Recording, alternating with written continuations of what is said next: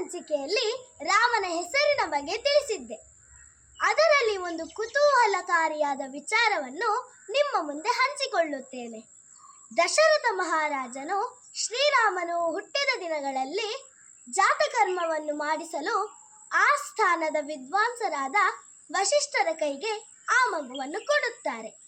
ಆಗ ವಶಿಷ್ಠರು ಆ ಮಗುವಿನ ಕಣ್ಣಿನ ರೇಖೆಯನ್ನು ನೋಡಿ, ಅಂದರೆ ಚಕ್ಷುರ್ಮತಿ ವಿದ್ಯೆಯ ಮೂಲಕ ಆ ಮಗುವಿನ ಪೂರ್ವಾಪರ ವಿಚಾರವನ್ನು ತನ್ನ ತಪೋಶಕ್ತಿಯಿಂದ ತಿಳಿದುಕೊಳ್ಳುತ್ತಾರೆ. ಆಗ ಈ ಮಗು ಹರಿ ಮತ್ತು ಹರರ ತೇಜೋಶಕ್ತಿಯನ್ನು ಧರಿಸಿಕೊಂಡು ಬಂದ ಮಗು. ಲಂಕಾಧಿಪತಿ ರಾವಣನನ್ನು ಸಂಹರಿಸಲು ಅವತರಿಸಿದ ಮಗು ಎಂದು ವಶಿಷ್ಠರ ದಿವ್ಯಶಕ್ತಿಗೆ ಗೋಚರವಾಗುತ್ತದೆ.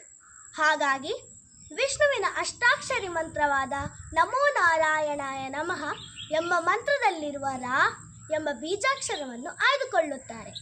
ನಂತರ ಶಿವಪಂಚಾಕ್ಷರಿ ಮಂತ್ರವಾದ ನಮಃ ಶಿವಾಯ ಎಂಬ ಮಂತ್ರದಲ್ಲಿರುವ ಮಾ ಎಂಬ ಬೀಜಾಕ್ಷರವನ್ನು ಆಯ್ದುಕೊಳ್ಳುತ್ತಾರೆ. ರಾ ಮತ್ತು ಮ ಎರಡು ಬೀಜಾಕ್ಷರಗಳನ್ನು ಸೇರಿಸಿ ರಾಮ ಎಂದು ನಾಮಕರಣ ಮಾಡುತ್ತಾರೆ. ಆದುದರಿಂದ ರಾಮ ಎಂದ ಕ್ಷಣ ಆ ನಮ್ಮ ಭಕ್ತಿಯ ಕರೆಯು ಹರಿ ಮತ್ತು ಹರ ಇಬ್ಬರಿಗೂ ತಲುಪುತ್ತಂತೆ.